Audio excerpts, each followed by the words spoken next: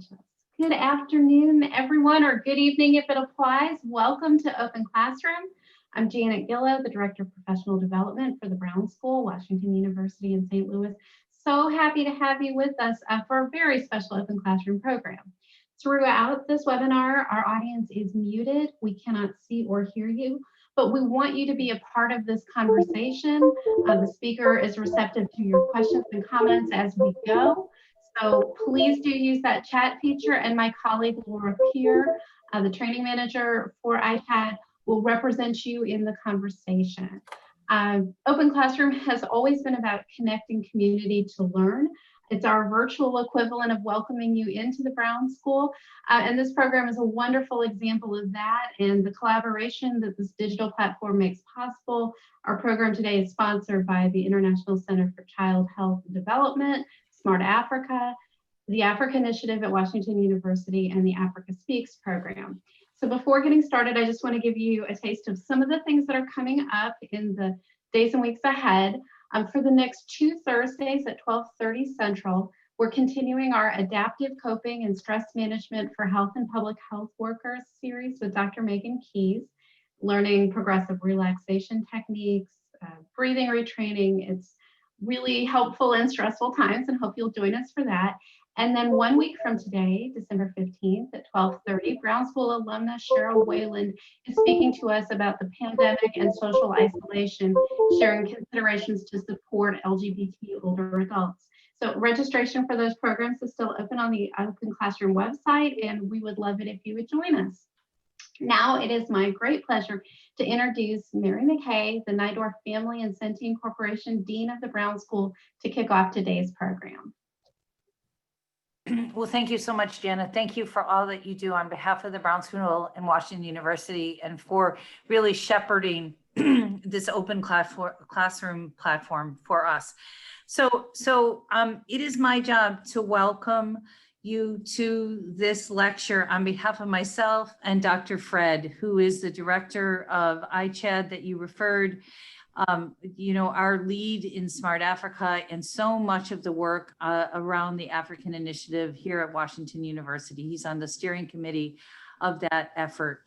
So I'm incredibly grateful that so many of you are interested in this topic and are here live, and also that I'm sure there will be additional views, Dr. Elijah, on the YouTube channel as well. So my part of the program is to talk well about our speaker. I mean, that's, and your accomplishments are significant. And I know that you and Dr. Fred have a longstanding personal relationship and admiration for each other. And so you'll hear Dr. Fred's voice in just a minute. So I have a long list of roles for you as well. For example, the professor of pediatrics, of pharmacological, of epidemiology and the management at the Yale School, the chief of the section of pediatric infectious disease. You're a program director. You're a PI of multiple training programs and research grants. And this list, I have to say, I'm looking at it at my iPhone, goes on and on and on as I scroll. And what that means is that today we have a speaker who is a true leader in academic medicine, who is a true leader in capacity building, and is doing that from Yale University. And so we're incredibly grateful that you came and talked to us today. I do want to make note that that I hope that as a result of your lecture today, of you joining us at Washington University, that you, Dr. Fred, and many of us can come together and do more and more to support the next generation of scientists, the next generation of physicians, the next generation of care providers in our field, that they'll really deploy best practices to the challenges that we face currently and the ones that we can't even wrap our minds around. And so with that, Dr. Elijah, we're really looking forward to your lecture. Thank you for coming. And Dr. Fred, thank you for bringing incredibly talented leaders to our school and to Open Classroom. So yeah, Dr. Elijah, I'll just say one word, a few words. First of all, I want to add to what Dean Mary has indicated, that thank you so much for accepting our invitation. Although, some of you may not believe, but Dr. Elijah and I have never met personally. So that's the power of virtual reality. If you talk about, virtual meeting, but it's like we have known each other for the last 20 plus years. And I was introduced to Dr. Elijah through the NIH mechanism. And already we have collaborated on a couple of projects, and partly because really our interests are very, very, very intertwined. They are very related. He comes from the African continent. I come from the African continent. He's very much interested in developing a new cadre of researchers. I'm interested in that. He's interested in training. I'm interested in training. And he really is interested in this global South, global North bidirectional learning. And I'm very much interested in that. So we at iChad, and also on behalf of the African Initiative and Africa Speaks, we want to welcome you. I want to bring some greetings from the Vice Chancellor for International Programs, who has not been able to be with us today, but he sends his greetings and his regards. He was already committed, but thank you so much for doing this. And thank you so much to Open Classroom. Janet, I'll stop there and I'll pass this back to you. I think Janet or Elijah. Thank you so much.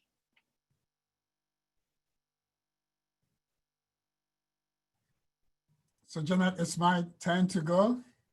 Okay. This is really very humbling. Dean McKay, thank you very much. And Fred, for all that you added. And to all of you who are going to spend the next 40, 50 minutes with us, I'm so grateful that you are spending part of your time with us. I'm so humbled and so paralyzed that I don't even know what to say. For Dean McKay to say such good things that I'm actually aspiring to be. So it's like I've met a prophet who is actually prophesying about my future and not the present. So I don't know whether I'll be able to satisfy what she had tasked me to do. I was always looking that for my future. Having said that, I think I'm going to make this very personal in terms of my journey. And just because none of you really know my journey, so you cannot challenge me to that, just to play it safe. I'm not going to give you anything out there that you have access to. So this is very original so that you can challenge me. The topic that we have advertised for is a neglected cornerstone of global health, capacity building. So that is the neglected cornerstone. And when we talk about cornerstone, we mean something that is you have to be able to have a burden stand, without which your burden will not stand. And I think in what we have been doing in global health capacity building is depicted in this picture that I'm showing you.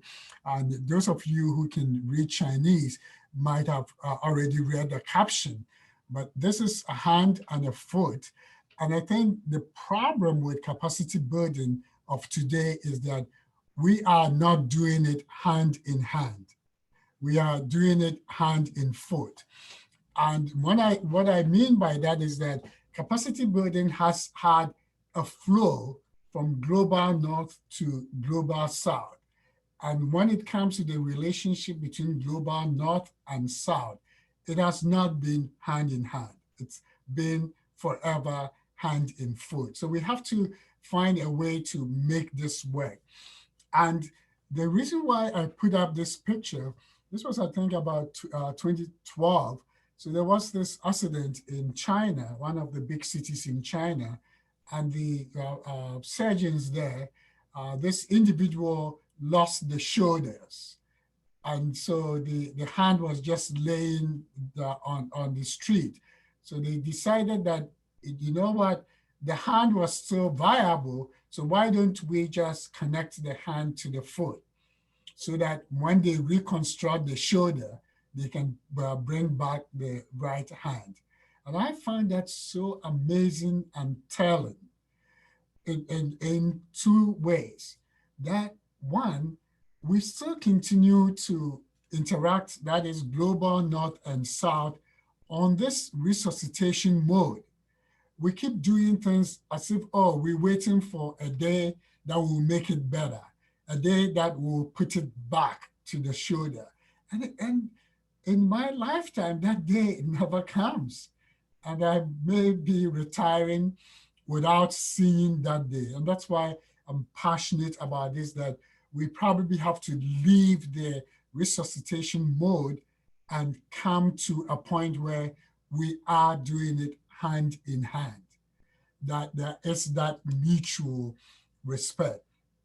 I don't blame the global north for continuing to do this in hand in foot approach and not hand in hand. Just because the playing field is also not even especially in the African continent, or if you would allow me to paraphrase it, the global south. There are a lot of hurdles.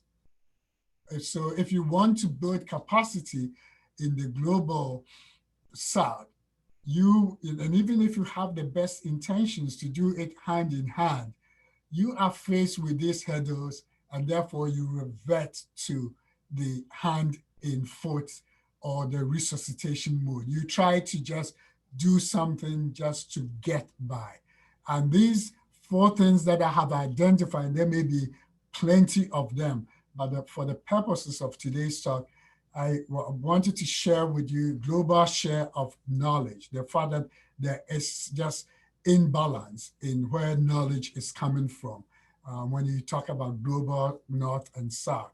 And then also lack of political will, most often in the global south, and recently showing up in the global north, for that situation to be reversed into hand in hand. And then the third issue has been the non-African donor. That is people who donate, give things to the global north. This posture that had been very historic, and we continue to maintain that. And last but not the least, the African receiver has also been schooled or institutionalized to believe that this is going to be hand in foot and never hand in hand. So even if you want to do it hand in hand, they are suspicious of you. So these are really barriers to building capacity.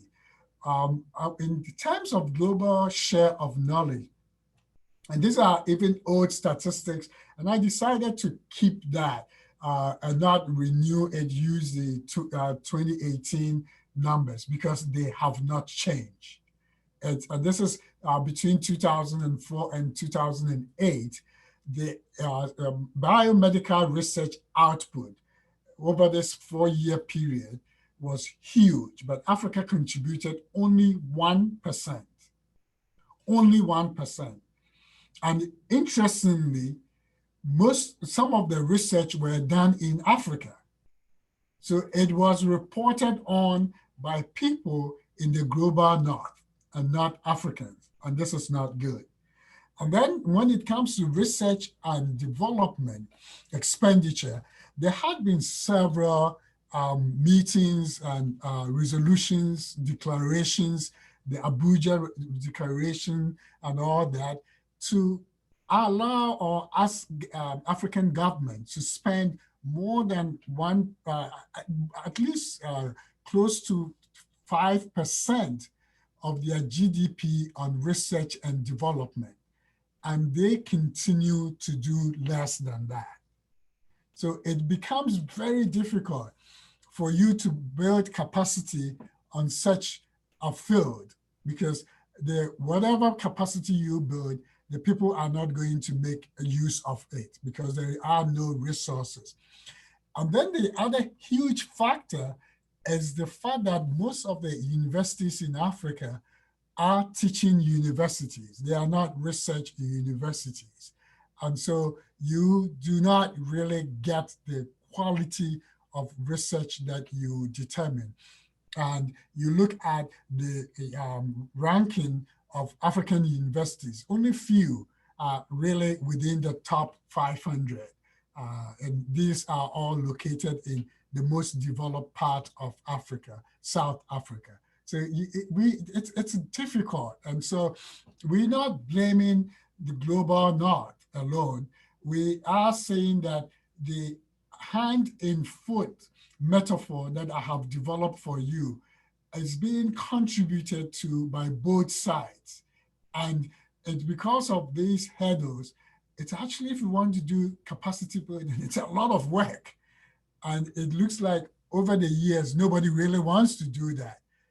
And we all are cutting corners for that. When it comes to political will, the least said about it is better. A lot of the African leaders actually don't need Africa. They get all their science and the healthcare in big countries. So they don't care if they don't have research in their countries. What is actually going to be a game changer, come 2025, it is believed that cardiovascular diseases may be the #1 killer in Africa.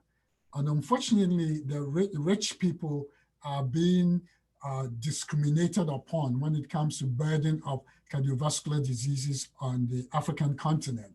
And when you have a cardiac arrest or myocardial infarction, it is believed that if you would survive, it depends on how you are taken care of within the first 45 minutes to 60 minutes. And that is known as the golden hour. And these politicians would go to London, they would come to America, and they would sometimes go to South Africa. And unfortunately, to make those trips, you are thinking about the minimum will be probably 4 hours to get to a destination that you can be taken care of.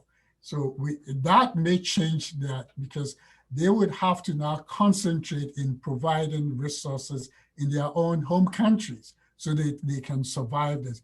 I'm not wishing this upon them, but I'm hoping that that may be helpful one day. And then what about the non-African donor? And this is, I didn't want you to tell anybody that I said this. So I found somebody who can say this better for me.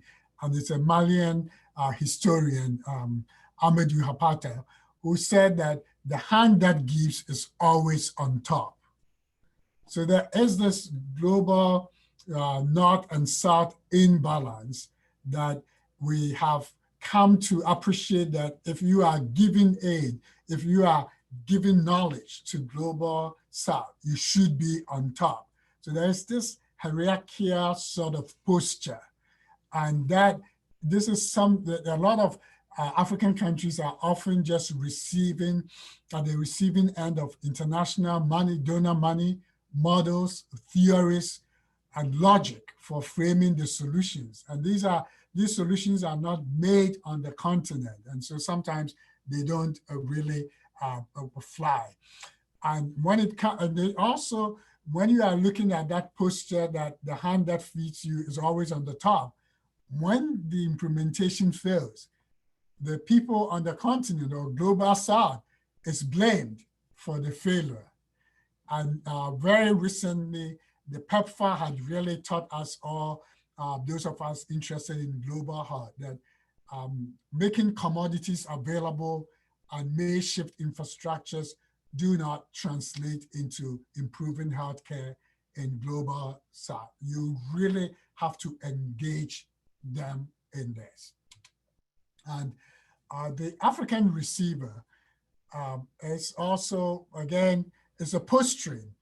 The post-independent Africa has not circumcised all of its colonial appendages. They still look at global North like, oh, everything should come from global North.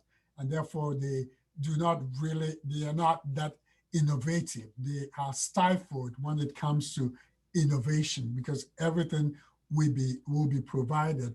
And as Dean McKay talked about her love for Africa, and especially her visits to Ghana, and the admiration that she has for Ghana being the first independent country, I'm sad to say that this is as consistent with Ghana as all others. We have still not circumcised all our colonial appendages. So sometimes we look onto people to do stuff for us. And research is still very foreign in our minds. And then also arrest of evolution. The continent was really not allowed to evolve with its own concept of health or well-being. Everything had been transplanted. And we continue to do that. Global North would give them solutions, we'll give them things, we will ship things to them. So they've not been allowed to do that. And also a major issue, and I like this a lot because of what Dr. Fred is doing, the South-South partnership.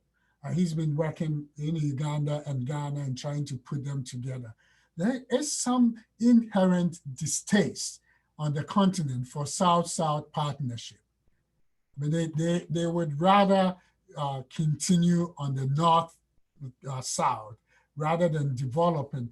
And they are forgetting that they would actually go further and really develop better if they keep with South-South with assistance from the North. So how do we fix these problems? So when I finished medical school, a very young man, very pragmatic, full of energy, and I told myself I'm going out there to save the world. Very, very naive. I didn't know that the world was formed so many millions of years before me, and I would never be able to save it. But I believed that I was going to save that. And I went into a remote area of our country, went through the ranks, quickly became the district director of health services. I was in charge of 2 main hospitals and 18 district health posts. And I was in charge for planning, implementation, and what have you.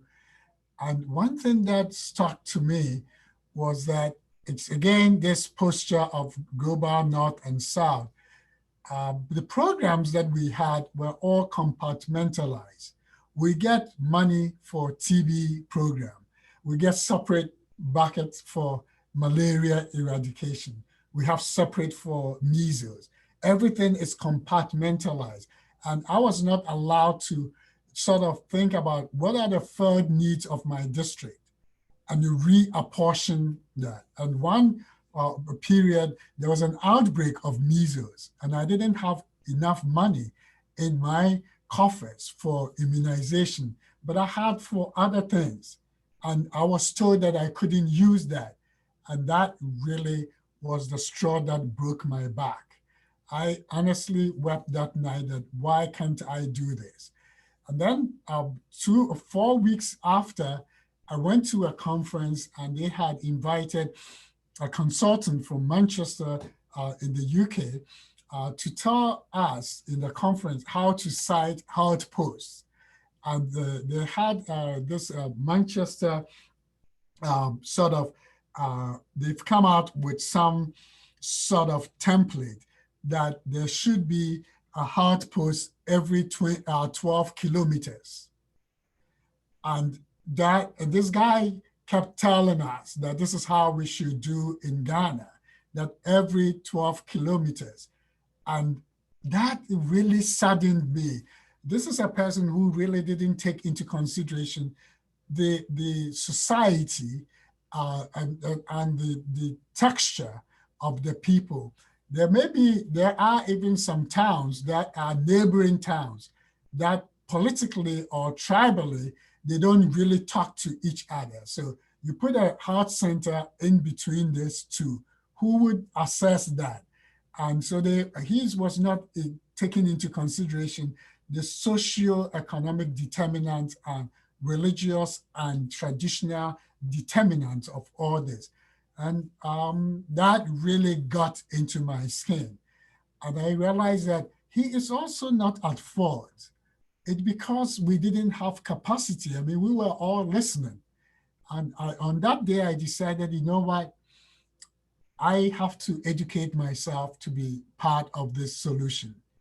I can't just sit in this conference and let people tell me what I should do when they don't know what I'm going through. And again, this was just 3 years after graduation, so I was really poised. I mean, I had the whole world on my shoulder, and I said, hey, I'm going to change it. So I decided to leave my country, come to the US for postgraduate education, learn how to do research, and decided that would be to equip me to sit around the table so that when these decisions are making, there will be somebody from the global south who understand the texture and bring this into context. And so that is why I left home. Unfortunately, I came with a mind that I would be going back after this training. And I still have not been able to return back, and I'm still hoping that one day I'll be able to do so. But I will share with you now on what we've decided to do in the interim. So we get to that sort of, yeah. So I thought that if I had gone home after my postdoc and subspecialty training, I probably would not get the critical mass to work with me to be able to really change this system in my home country of Ghana.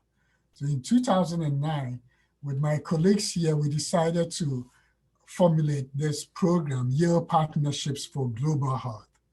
We started this actually in 2007 in Ghana, just one university. And by the end of 2009, we have expanded to all these other universities. And we wanted to make it a global network that is designed to build sustainable research capacity that would enhance international understanding. And we wanted the people to be in a network and really collaborate so that there will still be South-South collaboration. This year, we managed to add Uganda to this list.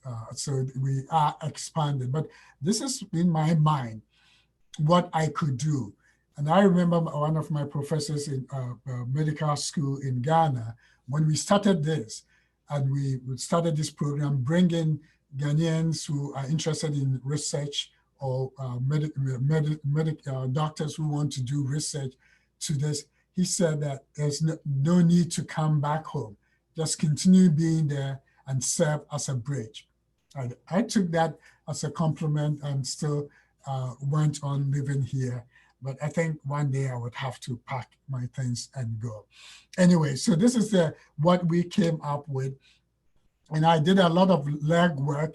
I mean, I went to all these universities that we have been working with to lobby, to work with them. And these universities, we also try to get funding from each of the countries to support the program. So I have worked in the corridors of Saudi Arabia, Brazil, what have you. We've been all there to make this a case for this sort of capacity building. The reason why we're doing is that the capacity building does not pay. Nobody pays for capacity building. Because at the end of even foundations, NIH, very limited. Because it's very difficult to measure, tell your donors how much capacity building you have done. It is much easier that if you said, I'm going to distribute malaria bed nets, it's easy. Oh, at the end of the year, I've distributed 20 million. But with capacity building, there are no measures. I mean, it's very difficult to really measure what you have achieved. So this is a simplified template that we have used in all these countries. And I'll go ahead and single out Ghana. But we have a bi-directional exchange. We bring these Ghanaians or people from the other universities to Yale for a summer intensive research training. This is mentored. They do some didactic coursework. And then we also get Yale students to be mentored in the universities that we are collaborating with in the our 4 continents that I've shown you. And then we've also fostering faculty research collaborations and visiting professorship exchange. So we have some of these professors from the South come to Yale, and Yale professors also go in. And we get hooked up with their ministries of health. So we try to bring expertise at Yale, different expertise to them as well. And we've made some sources in Ghana, and I'm just going to quickly go through that. So since that time, we've had what we call the Ghana Research Scholars, about 29 of them. We've had 7 visiting professors. There've been about 24 manuscript published, 20 international presentations. We have 1 joint patent application where we found utility of a Ghanaian hub for HIV and malaria treatment. And then there had been 3 funded NIH grants. And of the 29 Ghana research scholars trained, we have about 93% still remaining in Ghana doing research. They didn't come to New Haven and said, I want to stay. And then we realized that these guys are really, if you give them the capacity, that's something to work on. They would stay home and build there. That is a lesson that we learned. And about 90% are still affiliated with the university or hospital. Some have moved into industry, but we thought that that is a good record. So the lessons we learned from this is that US and low middle income country academic partnerships are critical in developing research capacity. And I know that now when I'm talking to you guys at WashU, it's like preaching to the choir. You guys are doing that better than any university is doing, but you know this well, that they are very key. However, they have to turn the mode from hand in foot to hand in hand. And we'll talk a little about it later. And building in-country research capacity could avert the brain drain. If you did that, you wouldn't get people like Dr. Fred and myself here, surviving cold winters when home is gorgeous, when home is beautiful. It's out of necessity. If you train us well, we go back to Uganda and Ghana, we would be fine. We would be very successful. So scholars who kept on ongoing mentor-mentee relationship with Yale faculty were the most successful. So that gave us an idea. Why? Because they were not getting the mentoring that they need back home.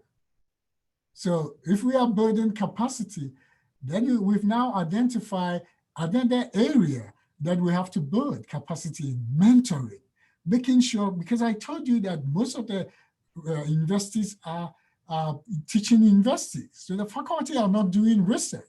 So you don't expect them to teach that way. And then need for ongoing research collaboration project. So you could give them everything, they go back home, they don't have the resources, they don't have projects, and that will be it. So based off on these lessons, we decided to do something. Now, let us do, write R01s, research grants, and then put these folks on so that they have something to do when they go home.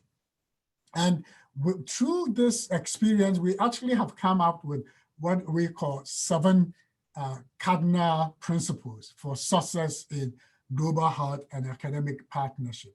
And I know you guys know, I'm not going to bore you, but we thought that there should be, the objectives should be decided together. This is beginning of doing things hand in hand. And another question you have to ask is there a mechanism in place for building up mutual trust? So this has to be looked at very well. Is there sharing of information and networks? Can my collaborators in Ghana have access to what I have at Yale? Can I also have access to what they have in Ghana or Brazil or Saudi Arabia? Are profits being shared equitably? It's not lopsided that people in the North are using the papers to get their academic promotions, and those in the South are not even appearing on the papers. And so they have 1% when the output is a lot in there. And its capacity being built, and this should be bi-directional. Very, very important. And is there ongoing mentoring, monitoring, evaluation of that? It's very key. Is there a built-in pathway for sustainability? And again, those of you at WashU, this is just something you do very well. But just for the purposes of this talk, I thought it is worth just giving a slide of the 7 cardinal principles to highlight what you're doing. When you have done all this in capacity building, that is when you can say that we're doing this hand in hand. That is what I call hand in hand. It's not the hand and foot phenomena. Like I told you, you also, if you teach them something, you have to give them something to, like you teach them how to fish. There should be a river or a water body there for them to fish from, right? You just can't teach those who live on the desert how to fish. Nothing would happen. So that's why we decided that, you know what, we have probably done this the wrong way. We probably should have had the projects funded and use that. And so that comes this name that we use.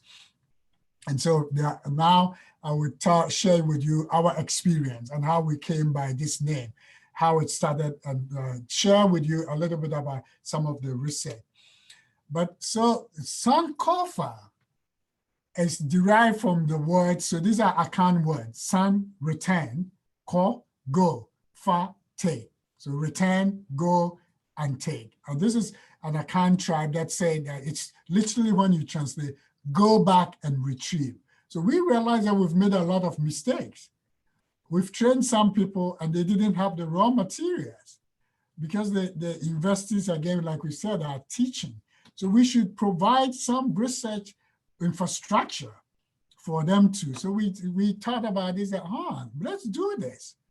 And fortunately, this is the tribe that I come from in Ghana. So I was very conversant with this saying. And so it wasn't really difficult doing this. So for the Akans, like my tribe, this symbolizes the quest for knowledge, with the implication that the quest is based on critical examination and careful investigation. I mean, that's research, right? So we said, you know what, we should go back to research. So this wisdom in learning from the past, which ensures a stronger future. So we decided, you know what, we're going to change that. And this is how we got this fancy name. And we wanted it to be very critical. And this is the first team that we put up together in Ghana, planning this, where we came with this team. And so we decided to tackle one research question at a time. At the time, we had known that the children with HIV in Ghana were not being told their diagnosis. They go to the hospital, they don't know what was going to happening to them. And only 11% at one of the hospitals that we surveyed knew that they had HIV. The rest knew, oh, I had to go to the hospital, I have this chronic disease, but they never know it was HIV. So we decided that let's test this out because this is something that they needed. They thought it was a problem because the kids were not taking their medication and the caregivers couldn't tell them why they are taking the medication for. And the 12-year, 13-year-old wants to know, why should I take this every day? And then the caregivers and parents will draw blank because they didn't want to get into trouble. So we saw as a felt need. So we said, let us develop a project on that. And then we applied for an R01, got that. And this had 3 components: adherence and disclosure. So we had a specialist who would work with the caregivers to empower them to help the caregivers to disclose. And this was based on information, motivation, behavioral skill. And I have to give a disclaimer. I'm not as versatile in social science and economics like Fred. I am a very poor physician. I didn't even know motivation, what motivation was. I didn't really care about behavior, but I'm using this to, you don't need to know everything. There's power of collaboration. If you identify a situation, get people with the knowledge. Surround yourself with the people who know it. So I just had a question and I went on Yale campus. Who can help us? I threw this out and I got faculty takers. So we collaborated and they came in with this IMB model for health behavior change. That was the first time, this was 2010 that I heard of it. But again, I've learned a lot. And we had a disclosure manual that we use. And so this is just the information, motivation, behavior.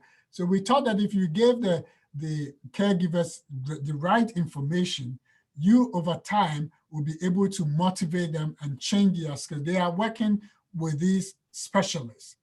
And we thought that that will lead to disclosure, and then the kids will be disclosed to, and there will be good clinical outcomes. And this is where I came in, the outcomes, and the kids staying, not being hospitalized, and the kids getting good CD4 count of what have you. So this is basically that. And this is our main primary aim, was to evolve this sort of disclosure intervention to increase the rate of disclosure to these children. And we started a pilot study with 2 teaching hospitals, the control and then the intervention site. And these are kids 7 to 18 years of age who didn't know their caregivers, because it was the caregivers that we were empowering, giving them the education to be able to disclose to them. And these were some of the measures. And again, like I said, I didn't know most of this 12 years ago, but now people even think I'm an expert in this. Don't tell anyone that I'm not, but for the purposes of this talk, I think I know most of these. We have different measures that we use for this. And this is the schedule of events. This was a 5-year study. We enrolled people the first 2 years, and we followed them for a minimum of 2 years each. Some went beyond that. And these are sources of information, color-coded, some of the measures that we, instruments we use for the caregivers, for the child, and then healthcare providers. I don't want to bore you too much. And then we had a very interesting web-based database system. Africa also don't have the capacity for really good data management. So we, again, went all over to Purdue University to get a group there that had been funded by the Ministry of Defense to build this sort of really a firewall data system. So that became the central. And then the 2 universities that we work with, they would input here, and we would here in all the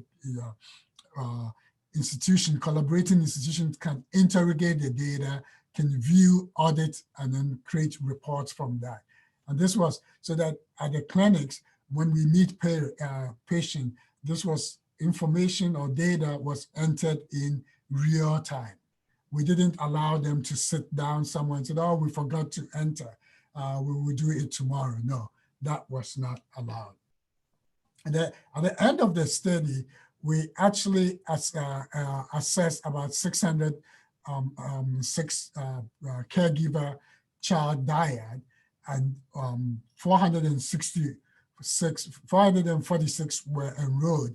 And then the Kalabu Teaching Hospital, Konfanachi Teaching Hospital, KATH, was the intervention side. We ended up having 240, and then the control side, we ended up having 200. So the control side had care as usual.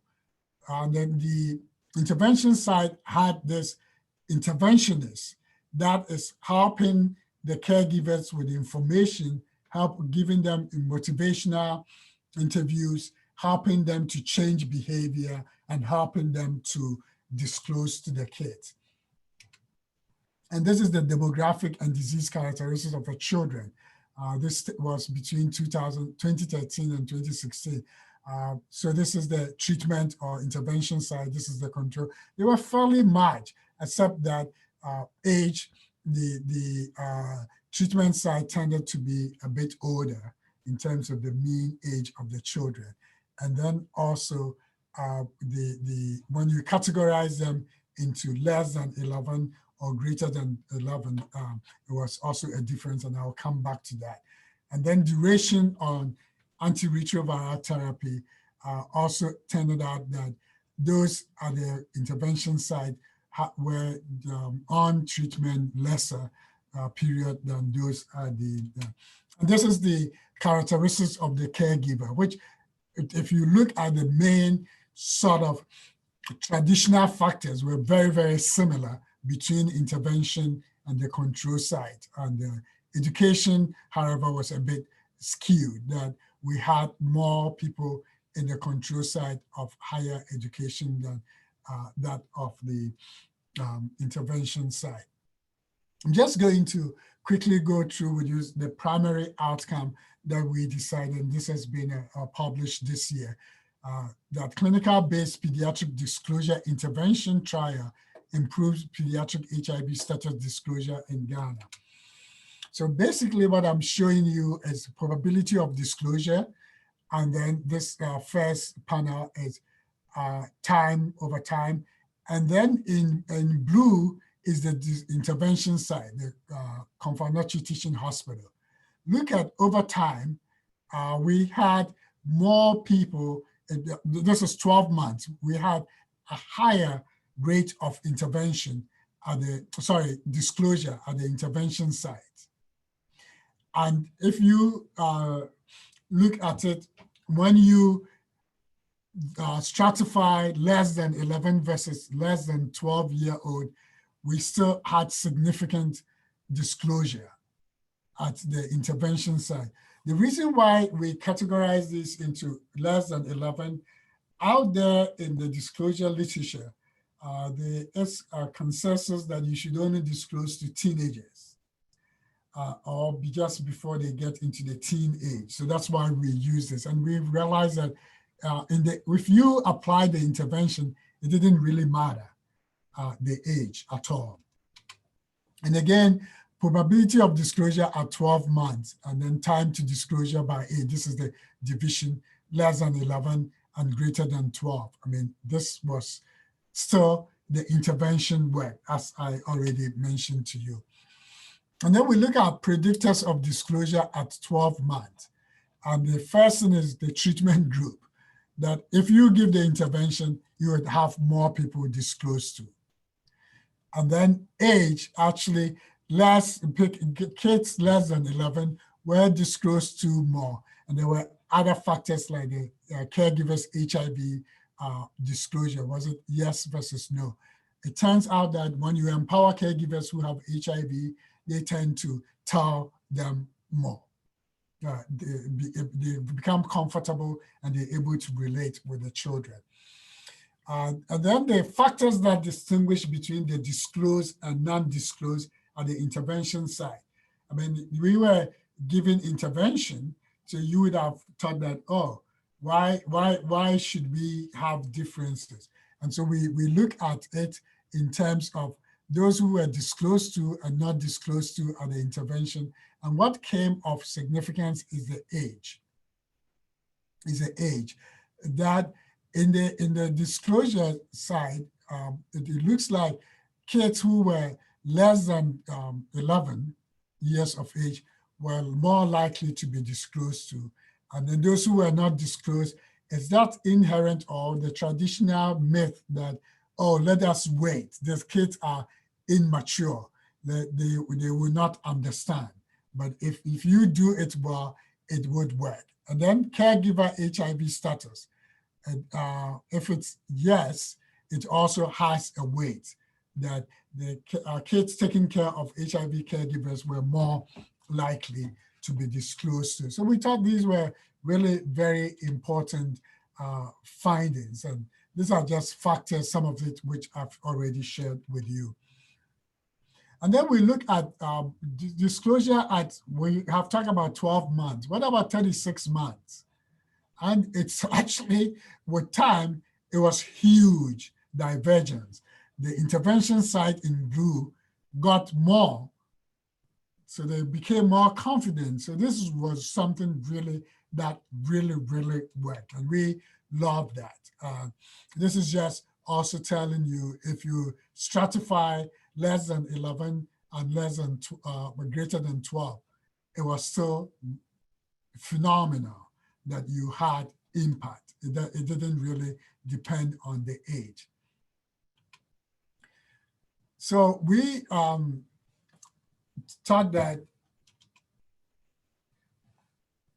we thought that the disclosure had done a lot. I mean, in terms of it was good, but then was it, if you get disclosed to, what is this? And then this, just the end of last year, one of my medical students looked at clinic-based pediatric HIV disclosure intervention does not worsen depression score in children.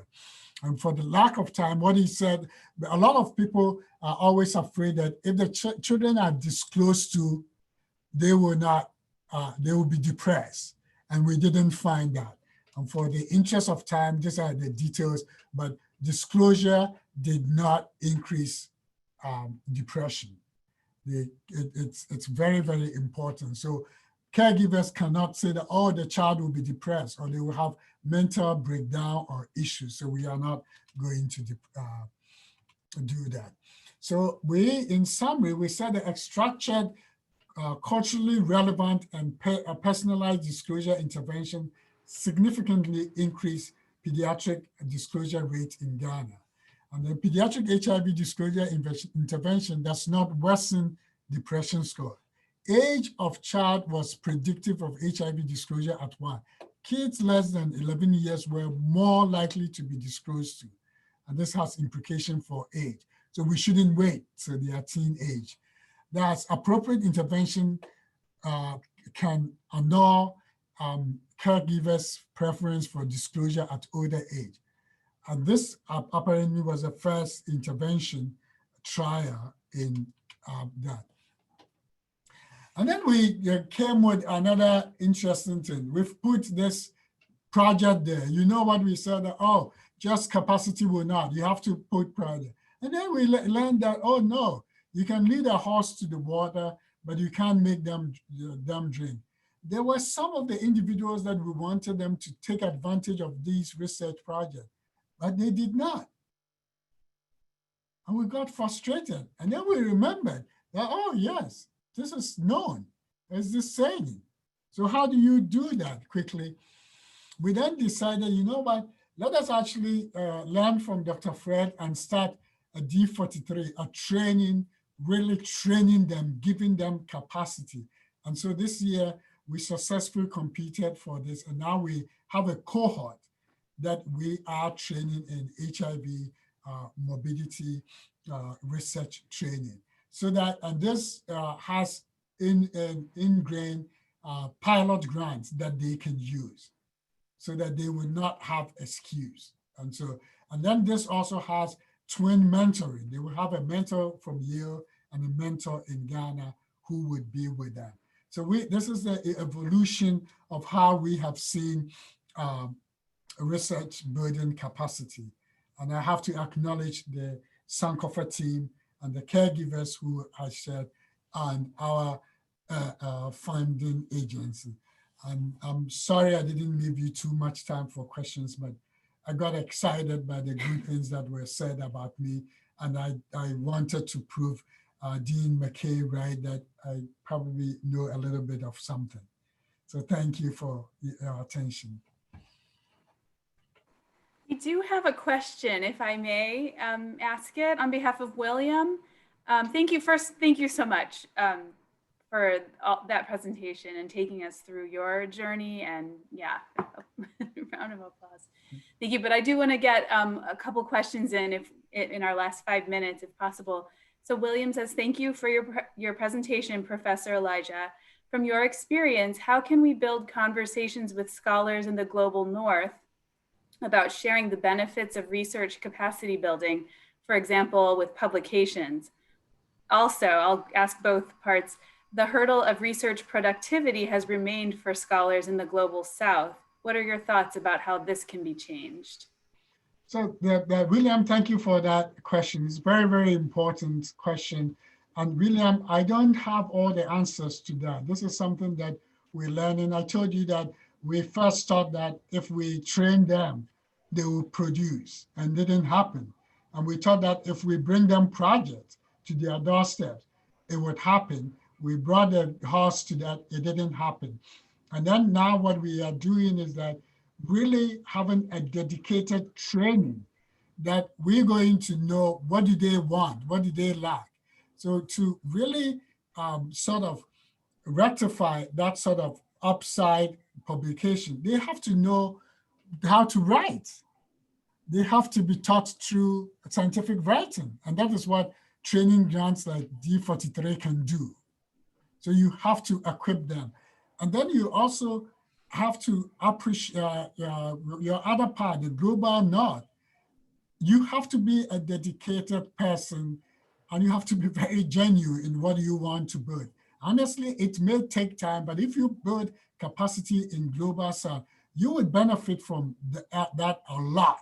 It may take time, but you would benefit. So when you go in there, build an infrastructure that is sustainable and teach them to write. Don't get frustrated that, oh, you want this paper submitted in a month and it's taking them 6 months. You may have to wait for them if you want them to learn.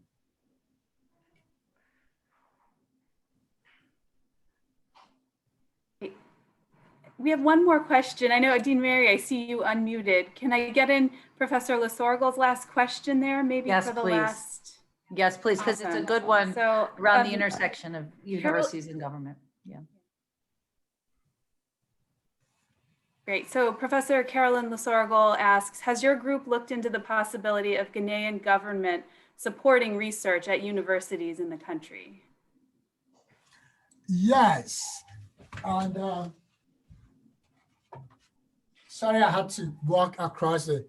I am actually now working with the president of Ghana to develop that. Unfortunately, he promised me that this is something they would do, and he won re-elections yesterday. So I have sent his secretary a text message that we revisit that. Interestingly, the first cohort of Ghanaians that I brought here, I got the first $100,000 US from the then president of Ghana, President Kufuor.